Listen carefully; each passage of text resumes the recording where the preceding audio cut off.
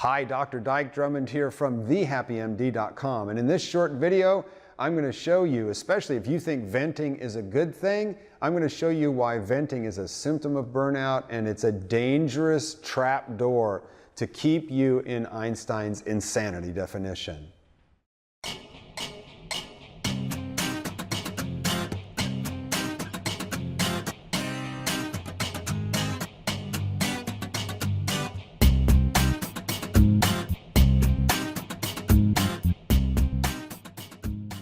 Whenever I do a live training, we have a little question and answer session about venting.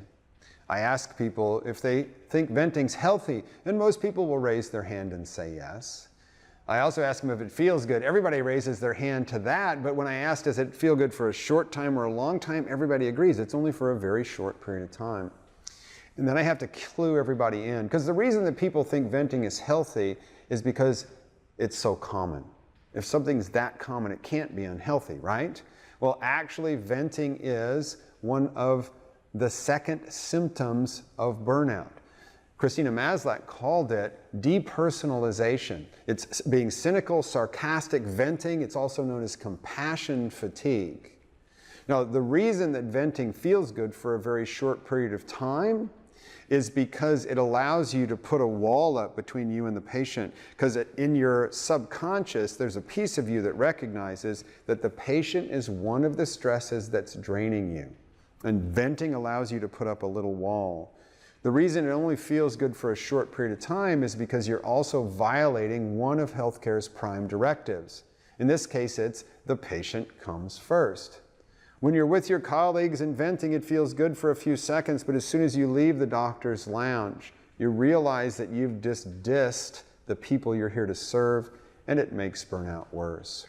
But that's not the worst part. Yes, venting is a symptom of burnout, no matter how common it is. For instance, if it's really common on your job site, that's just a sign of how prevalent burnout is in your team.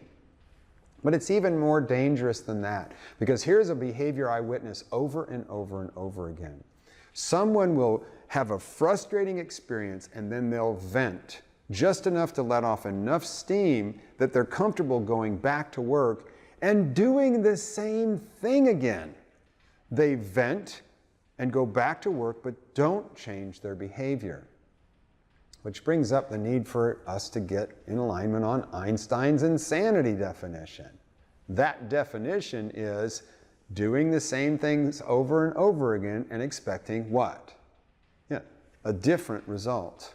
See, if you vent because you're frustrated and go back and do the same thing, you're going to get the same result. You're going to be venting again at some point in the very near future. So recognize when you're venting.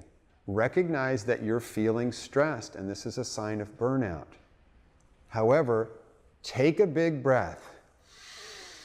Let go of whatever's frustrating you, and take just a second to brainstorm some little actions you could take. Something different that might change your experience, ease your need to vent, and change the results you get in your practice and your life. Venting is a sign that you need to change. Use it as a signal and as a catalyst. It's not healthy. It's a sign of burnout. And you can change it just by changing your actions that led to that point. So there you go. Venting's a signal. Use it to your advantage, but don't go back to do the same stuff. That's all for today. Until I see you again, keep breathing and have a great rest of your day.